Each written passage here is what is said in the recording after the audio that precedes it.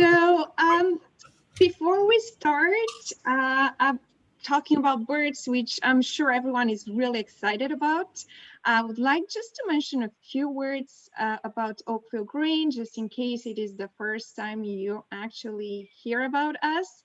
We are a not-for-profit organization that works to protect and enhance nature in Oakville, and we are very passionate to reconnect people with nature. So we do that through a variety of programs and initiatives, such as tree planting and pollinator garden stewardship, invasive species removal, nature and forest walks, educational presentations and workshops. The Green Series virtual events is part of our Green Connections for Adults 55 Plus program, and it aims to reduce social isolation and build community togetherness among all the residents in Oakville through a program of nature-themed events and activities, and hopefully to inspire people to really get that connection with nature. So I would like to welcome our guest speaker today, Enver Domingo. Enver is an Oakvillegreen Board member since 2005, an environmentalist with a remarkable passion for birds and for protecting our green spaces, a recipient of the award from the Ontario Heritage Trust for his work in preserving the province's natural heritage. We are very lucky to have Enver in Oakvillegreen's board of directors. So he's been a valuable addition to the team. So the way that event is going to, the flow, so Enver is going to have a casual chat and discussion. And then if we have the time, I would be happy just to mention a few words about what each of us can do to support bird habitats and to protect the birds that we have in our urban environments. So welcome, Enver, and thank you so much for joining us today for Green Tea. Thank you. Thank you. We would like to begin by respectfully acknowledging that in Halton, we are gathering on the traditional territories of the Anishinaabe, Atawandaron, Haudenosaunee, and Métis peoples. The sacred land surrounding the Great Lakes has been their home and still is for 15,000 years. We acknowledge and thank the Mississaugas of the Credit First Nation for sharing their traditional territory with us. As we gather today on these treaty lands, we have the responsibility to share and care for the land and its gifts in accordance with the Dish with One Spoon Wampum Belt Covenant, a historic peace agreement made among Indigenous nations that commits to take only what we need, leave enough for others, and keep the dish clean. We honor and respect the four directions: land, waters, plants, animals, and ancestors that walked before us, and all of the wonderful elements of creation that exist. Miigwech, yeah.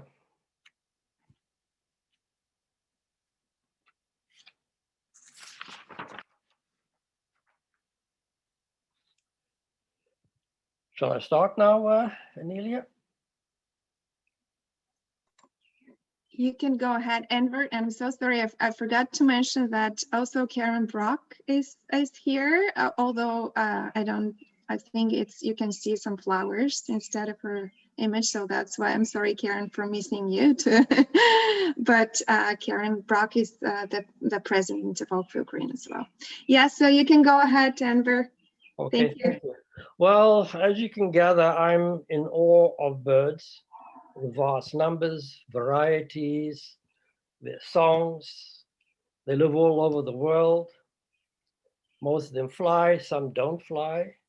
They migrate, others stay, and they live freely among us. I'm going to quote the preface of this book that I have, and this really portrays beautifully the magic of birds. And it's by it's The Wonder of Birds, and I'm just going to read a short paragraph. According to the Australian legend, birds came to Earth when a rainbow shattered and its shards of color turned into birds. As they fell, the glowing jewel-like reds, greens, and blues of the hummingbirds, the bold red, white, and black of the woodpeckers, the deep blue of the bluebirds and indigo buntings, the slush of red on the shoulders of red-winged blackbirds, and the full suit of red worn by cardinals.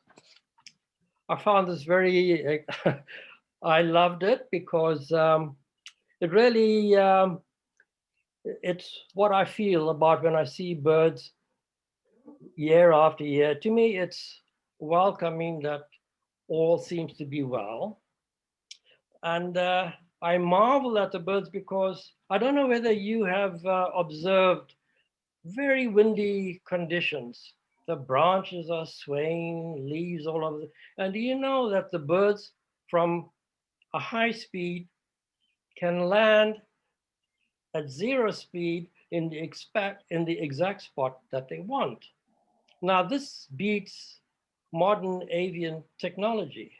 Okay, you show me in the aerospace industry where they can do that. No way. So this is what I marvel at. I observe this. I know I'm one of these people that likes to observe things, and I'm thrilled by what birds can do. And then you have the wonder bird of the Americas, and that is the hummingbirds. Here you have a bird that weighs no more than 2 paper clips. Imagine they range from 2 grams to about 22 grams, okay, with the different types. And they can fly backwards, forwards, hover over plants for quite a while.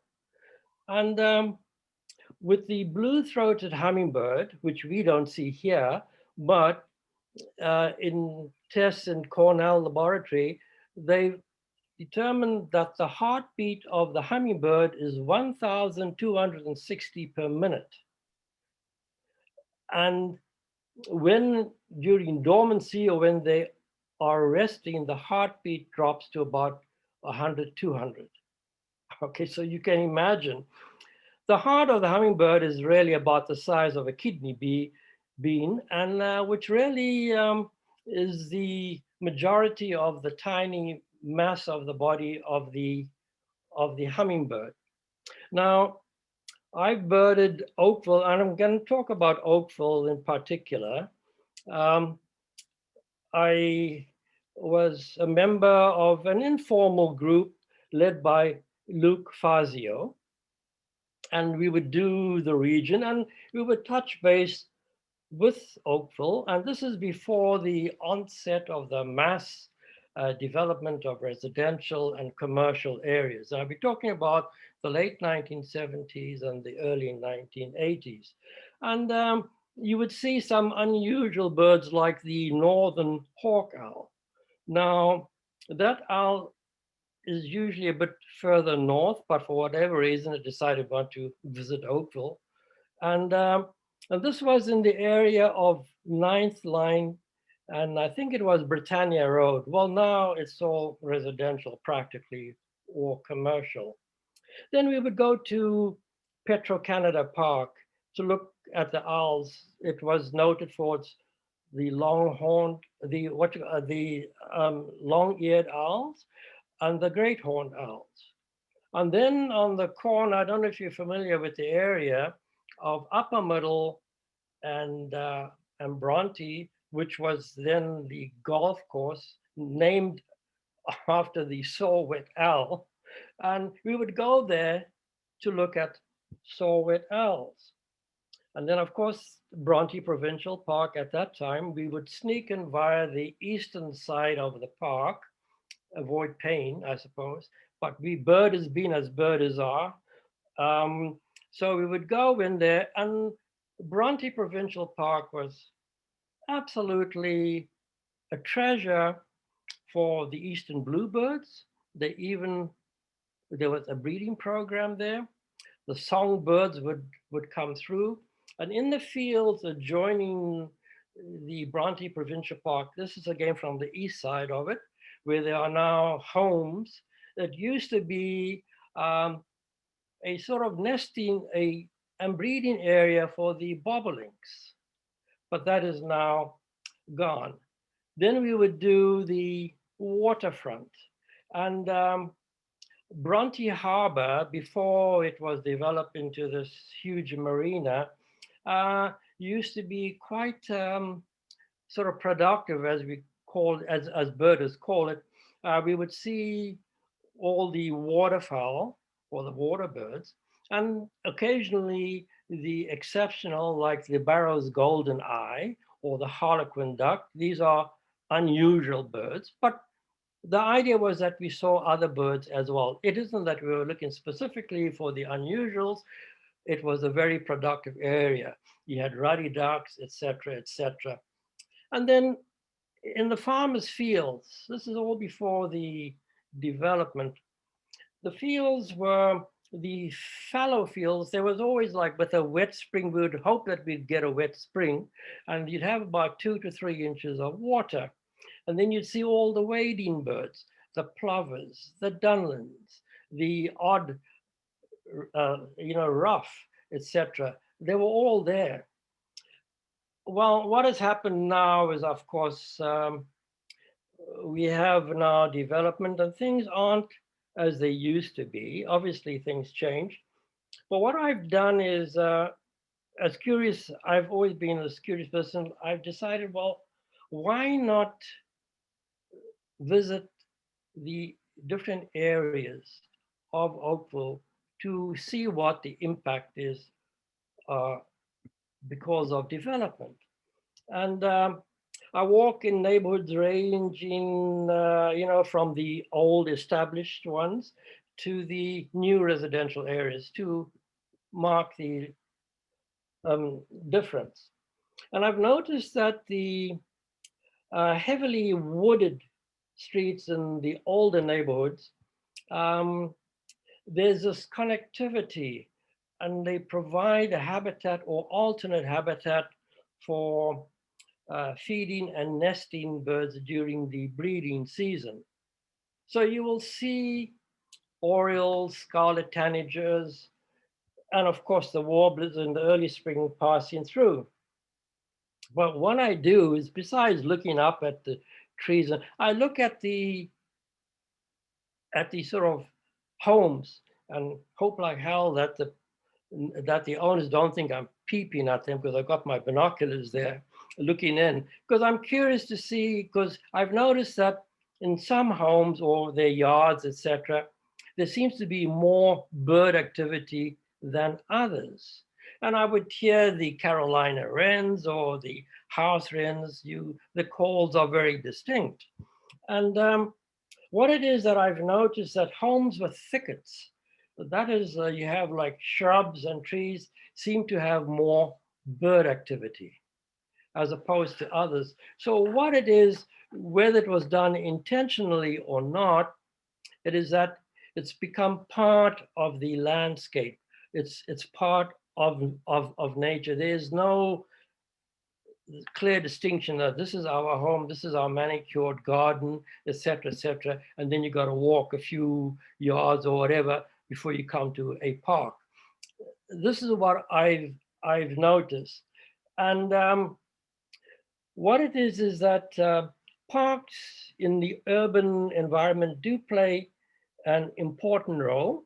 They account for species accumulation. And I'm talking about parks in sizes of 10 to 35 hectares. Okay, and they represent most of the species that you find in Oakville. What I do is I will go from east to west. I hit certain spots. They're not necessarily the hot spots, but I'm sort of curious because I've been monitoring bird activity all this while. Then starting from the east part of Oakville on the lake shore, you may be familiar with Arkendo Park. And then there's the Gerlach Gardens. I bird there. And then Navy Street in downtown Oakville. Um, I've looked out right where the park is on the lake, and I've looked out onto the water, and lo and behold, there was one year where I saw Bonaparte's gulls. There's these little gulls, smaller than the average gulls, the like herring gulls that we see, and they have black heads, but they were just passing through. Okay, but the fact that they were there filled me with excitement. Not that they were new, but they happened to be passing through, saying hello, and then off they go. Okay, and then of course you got Tannery Park, and you have Nayagawa, the entrance to 16 Mile Creek. You have the Heritage Trail, Notting Hill Park. You have Arborview Woods, and Sedgwick Park. Now I'm going further west. Sedgwick Park is rather curious because it has it's mixed woodland. You have deciduous, coniferous, and little parts of remaining Carolinian forest. And warblers tend to congregate there even in the late fall. Why, we don't know. Whether it's some little microclimate there, we don't know. There's a lot of guesswork at that. But these are very important things to make note of, like why is it so? And then also what I've noticed is that people who live in these areas um, tend to, not all, but some do, uh, have a biodiversity which incorporates native plants. Yes, they do have exotic plants because they love the colors, etc., and it's no finger pointing. But again, there's this density of shrubs and trees, but this denseness and this diversity, there's not just one type of shrub, not just fruit-bearing shrubs, but also insect-attracting sort of shrubs. So you bringing in birds that rely on insects and birds that feed off berries, etc. So you're providing the best of both worlds. And you will notice that, well, I've noticed that the increase in the bird activity is when birds can find food and, most important, cover. They need that. And this is where you seem to find people with the most bird activity who have this type of sort of I would call it environment, which is part and parcel of nature around us. It's not divorced from it. Like you don't have a completely manicured lawn and this, that, and the other, and this. And I've noticed too that as I come to newer areas where, and it's, people move in now and they plant a tree, etc. But a tree on its own, it's great, it's attractive. I appreciate that you have a tree, but it's good to have thickets of trees and shrubs. That is, to me, what is needed. And I would encourage people in the newly developed areas to think about it. Think of it, if you want to create a bird garden, think of in terms of from the bird's perspective, not from the humans. We always tend to put ourselves in the center of things and we decide what's best. Well, that's not the case. Look at it from the bird's point of view. What do birds really want? What do orioles want? What do nuthatches want? These are the things, these are the birds that you look at. What do blue jays want? What does the cardinal want? All that. And like I live in an area, it's just over 30 years old, and it's north of Upper Middle, and trees are beginning to mature. And I've observed that with increasing maturity of trees, I'm seeing birds that you usually assign to areas like in the older established parts of Oakville, like your nuthatches, etc. And your woodpeckers. Now, I'm fortunate in a sense that I'm surrounded by trails, woodland trails, and so you have this mixture of trees, shrubs and thickets, which birds love. But I live in a town now, so my space is very confined. I have a very small space. Well, I planted a serviceberry shrub. Well, it was a shrub then, now it's a tree. It's just grown, and I just let it go. I'm a very lazy gardener, for lack of a better word. I just let things grow. If that's what you want to, if that's what they want to do it. And the birds seem to appreciate that, because the service berries are now forming, and who visits me, and I wait for them. I wait for the little buzz, and that's your cedar waxwings. They like it when the service berry is not fully ripened. They don't like fully ripened fruit. And then, of course, the male is busy trying to woo the female, and he's actually feeding her. I've never seen them do that before. After she accepts him, like, okay, that's it. He's done his bit. Okay, and then followed, and I watch this, and then once the service berries ripen, then the robins come in. Okay, and to them it's like feast time. Okay, this is it. Like, whoa, what's happened here? And so, and I do put up feeders, but I don't like doing that. I normally take down my feeders um, after the migration, after the spring migration, because I feel birds should not be reliant on just feeders. Okay, they have to forage, etc. So, but so I do have, like, my first visitors come early spring are the red-winged blackbirds, and they tend to be quiet after this exhaustive migratory flight of theirs. I mean, they have stopping points, but you'll notice that in the early spring, when you first see blackbirds, they don't call out, they don't have the trill or shriek or whatever you want to call it. They're completely silent because they're exhausted, and they're looking now for nesting sites too. But they are hungry, and because of urbanization, we just don't have that habitat. There's been a loss of habitat. So that is my reason for keeping my sunflower feeders open. In the winter, I have suet and I have peanut feeders. And what's happened, like, one can determine the maturity or what's happened to your, like, areas where I have the white-breasted nuthatch coming, and they love the peanut feeder. And there it is with its habit, the white-breasted nuthatch is always looking downwards, more or less, clinging onto the thing. And then I have red-breasted nuthatches, and they tend to cling onto the feeder, but they look upwards. So I said, okay, which way are you looking? All right. And then, of course, the woodpeckers come in, your downy woodpeckers and the occasional hairy woodpecker. But these are things that I've noticed, that when you tend to look at nature and its surrounds and be part of it, and when you thinking of, well, I would like to have a bird garden. Well, first of all, I think of native species first. I will be honest with you. I do have my annuals, my potted plants, hanging baskets. And there was one curious time when, this is many years ago, I had this hanging basket, and it was impatiens, New Guinea impatiens, because they can stand a lot of sun, etc.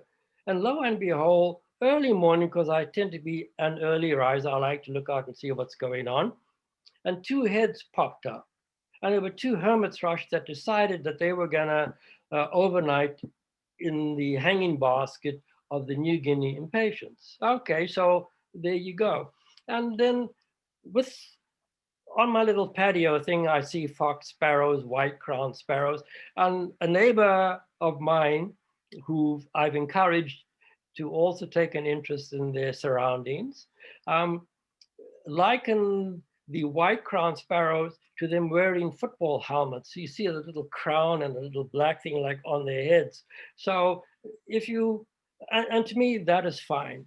And then I have, of course, the cardinals and the blue jays.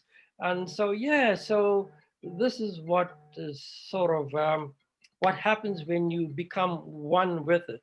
And I really encourage people to, if they're going to start out to create a bird garden, think indigenous. Point number one. Think in terms of thickets.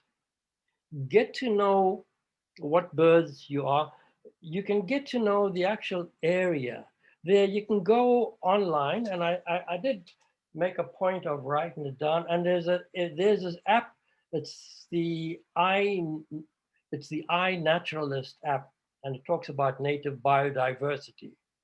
Okay, and then it will fill you in on like where your area is, what your region is, and give you some good points as what to do. And then also, when you're strolling around and you look at birds, you have no idea that you yourself are part of the whole monitoring system, because there is eBirds, and this is Cornell Laboratories. And no matter whether you are a beginner birder, there's no such thing as I'm a birder and you are not. No, no, no, no, no. I make umpteen mistakes. I miscall a bird, but that's me. And I believe sincerely that that is that bird and makes me happy. I don't care if the big shots say, oh no, that is not that, blah, blah, blah. I'm not interested. It's what makes me happy. Okay, and that's how you should look upon it. Birding should be fun, not a competition.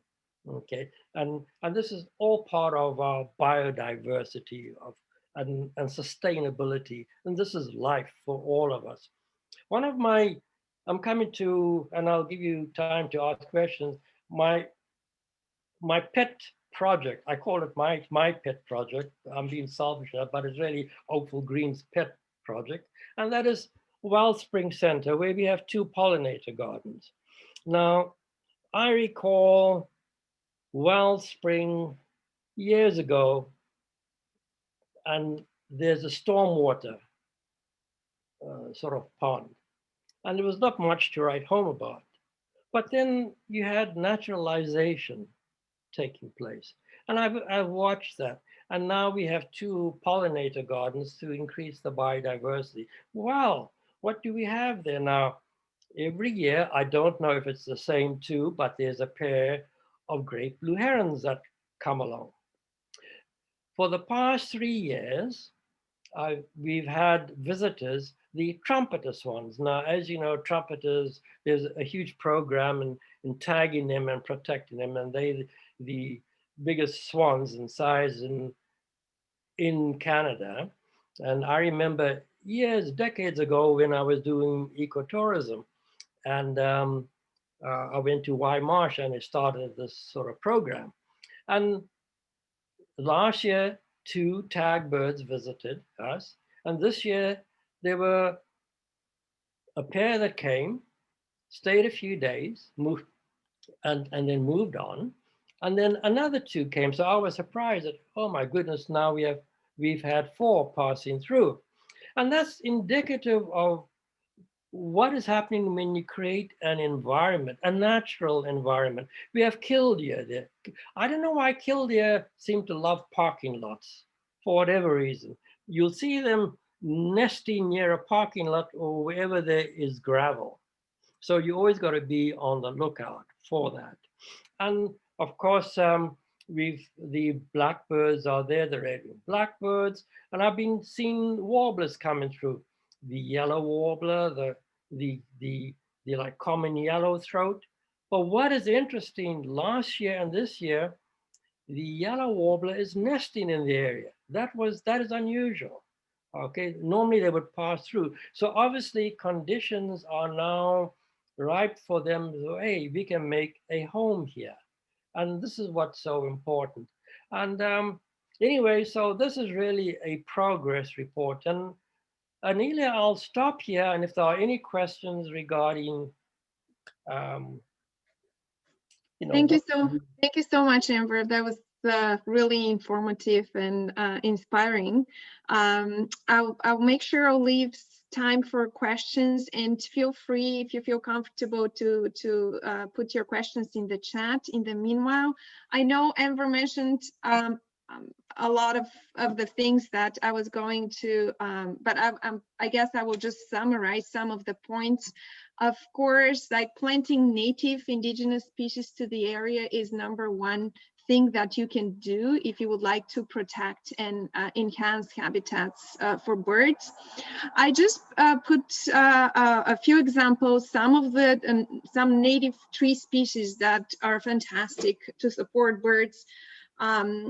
They could be nesting sites, but you know, it's all about the insect foraging. So for example, native oaks are amazing because they support like a variety of over hundreds of different insects, so therefore they're a great foraging site for birds. This is an image I took this past weekend. I just couldn't help it. It was a really old red oak, over 100 years old, not too far from Oakville, but it was unbelievable the number of birds that were around that tree. So native oaks, red oak, white oak, bur oak, they're fantastic habitat. Of course, sometimes we do not have the space to plant large trees, but I decided just to list a few of them that are amazing. Mountain ash, black cherry, silver maple, hackberry, paper birch.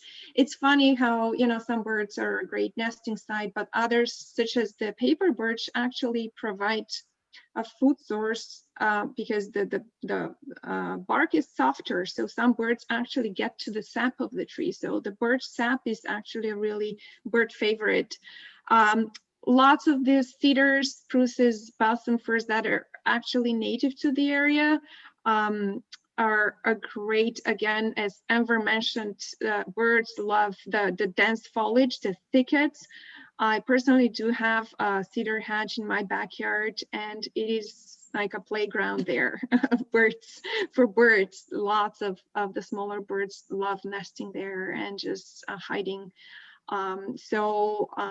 Again, with the coniferous trees, we have to be careful. Not all of them are actually suitable for this part of Ontario. They do love their cooler, moist sites, some of them. So it's always like we need to consider the best location for, you know, the right conditions for the right tree. But these are some of the examples of native trees. And I also listed some of the smaller tree species and shrubs that we love and we include very often in our tree planting events. Always favorite, serviceberry. As Enver mentioned, here is the not so ripe serviceberries, I guess, for the cedar waxwings. But serviceberries are just fantastic. Birds love their seeds, as well as chokeberry, nannyberry, the dogwoods, the winterberry, elderberry, the staghorn sumac, that, you know, the seeds stay for the winter, which are a great winter food source for birds. So if you don't happen to have the big yard and the big space, you're looking to plant something that would not grow super large, these are some great choices for native plants that would support bird habitats.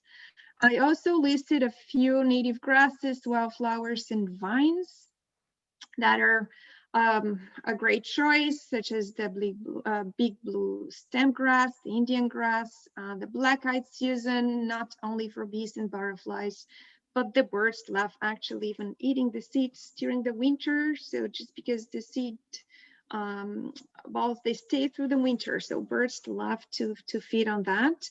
Coreopsis is always great. Asters, amazing. Cardinal flower, not so easy to grow, but fantastic for smaller birds. Even hummingbirds would be attracted to cardinal flower. And some vines like Virginia creeper and wild grape. Once again, they're a really valuable food and shelter for our birds in the area. A few other things, and I know this could be a very long conversations, but always great to skip any chemicals and any pollutants, because anything that goes into the soil, into the waterways, it actually ends up in the food chain. So it would have a lethal effect on some of the bird species and long lasting as well. So avoiding these is always a great idea. Water source, this could be tricky again because it needs to be maintained. If you decide to provide a bird bath, it should be kept clean, and just on a regular basis to avoid any disease or like cross contamination of different species. So I need to even do a little bit more research on that just to make sure that you do it properly and you do not do more harm than good to the birds. But a water source is always great to have around. And light pollution, a huge thing. A tall building on average, according to some sources, kills up to 10 birds per year. It's really like the collisions and the light pollution are a huge feature for birds. So we should just turn off any lights if we can during the nighttime. And also just to prevent window collisions, some sources recommend that we do have window coverings halfway or just partially cover the windows, or we can kind of put a film on our windows. So with some visual patterns, so birds can. This is especially valid for some of the high-rise buildings because window collisions are a huge threat to birds.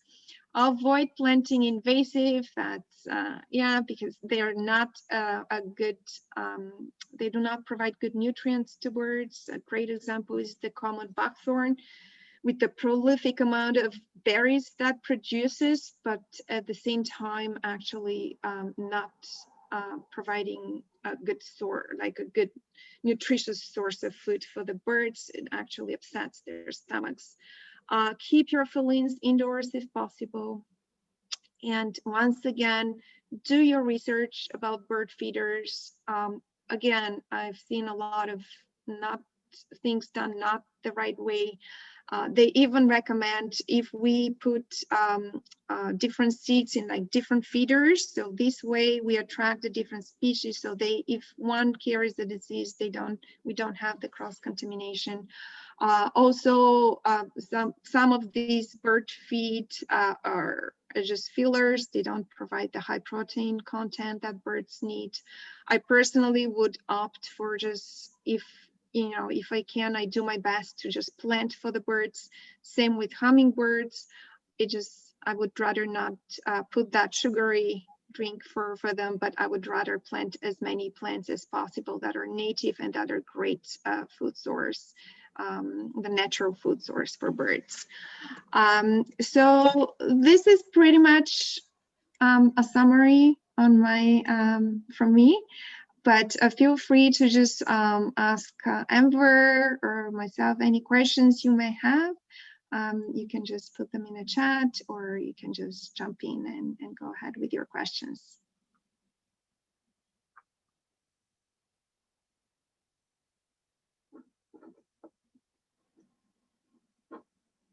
Hi, my name is Pat McKee, and you were mentioning that the cardinal flower is hard to grow. I bought the mini pollinator garden, and I'm excited to see how it develops. But I must say that I am having a great deal of problem not getting the leaves eaten, to keep the leaves from being eaten, and I'm not quite sure which is which right now as they're so small. But can I put like coffee grounds around these plants? Is that helpful to keep, I'm not sure what's eating them. I assume it could be a rabbit, but it may be insects. I don't know. I saw a big slug in my garden. Don't know if it's eating the leaves of these new leaf. They've been in the ground about 3 weeks now, the pollinator plants. So I don't know if you have any advice for me. Yeah, so I mentioned it's hard to grow just about the cardinal flower because it likes moisture.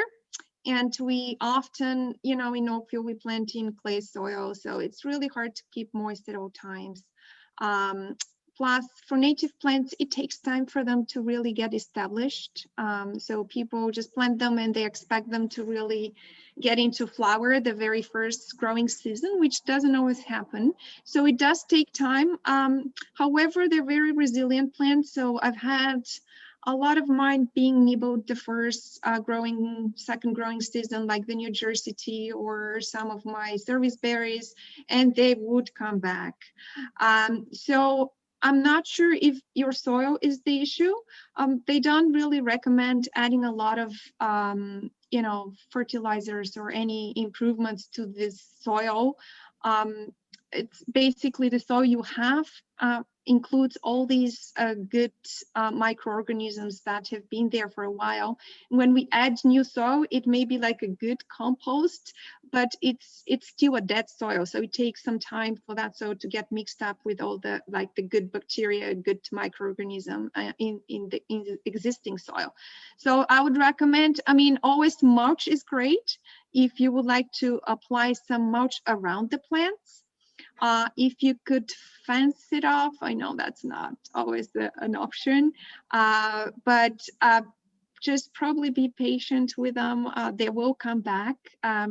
If they really get eaten like to the ground, this could be a bit of a struggle for the plants because they're really trying to establish their root system at the moment. So all their energy is getting into establishing some roots, and the foliage would come after.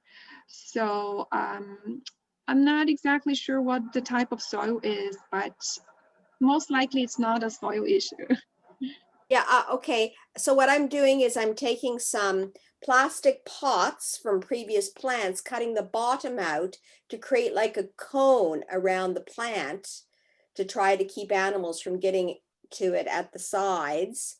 Even that, I think that something is climbing up the side and getting into the top at night. So I'm sort of having to extend the height of the pots as a plant. Yeah. That's a good idea. I've done that as well. Wildlife, animals are smart. They sometimes find a way to get into these pots. Always like a metal little fencing helps if that's an option. But yeah, this could be a good idea to try to cover them partially. I see lots of good notes in the chat, so I'm going to take a look at that. Thank you. Thank you to everybody who commented.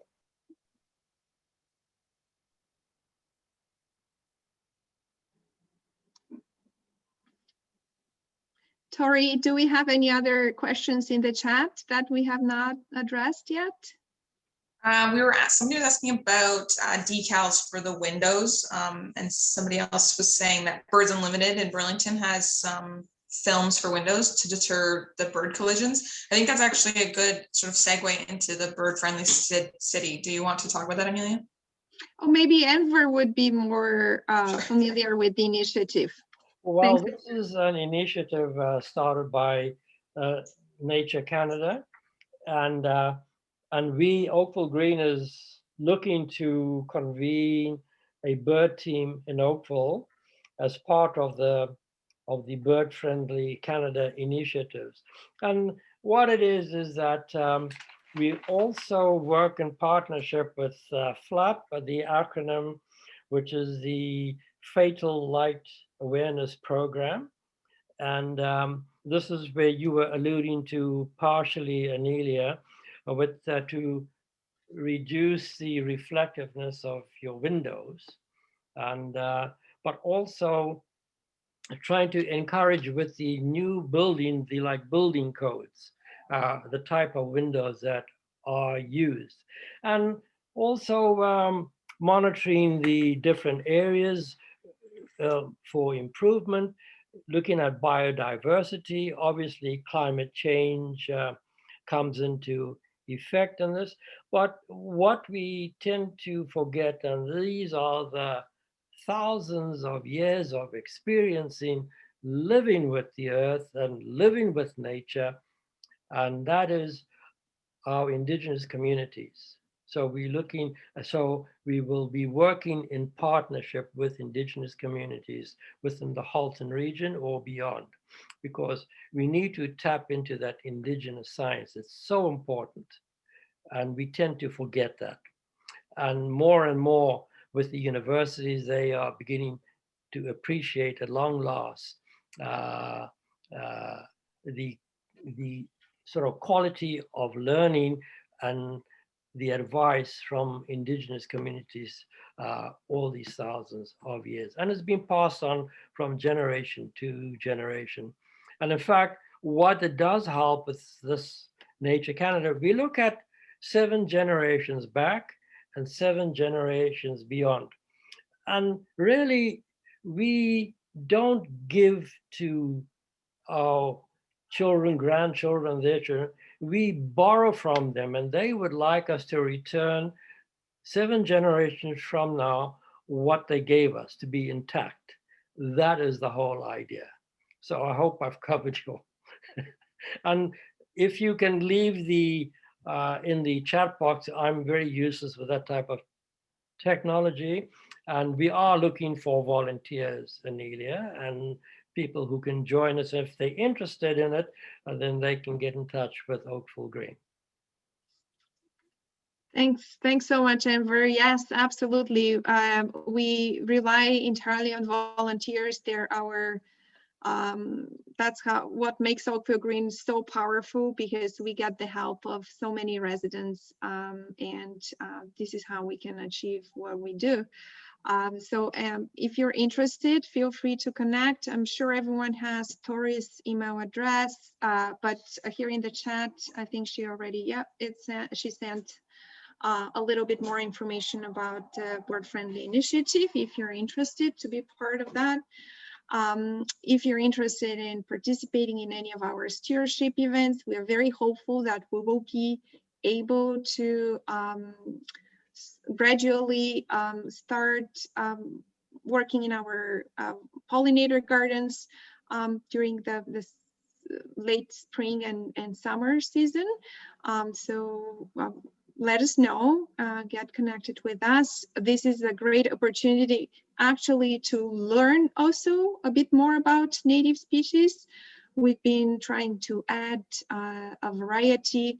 As Enver mentioned, biodiversity is key just to maintain the whole ecosystem. So it's if we're having issues with rabbits, we do need the larger predators, but we do need the woodlots for these larger predators, such as the foxes or the coyotes. So we do need a variety, a diversity of life around us. So especially very, very important in our urban environments. Yeah.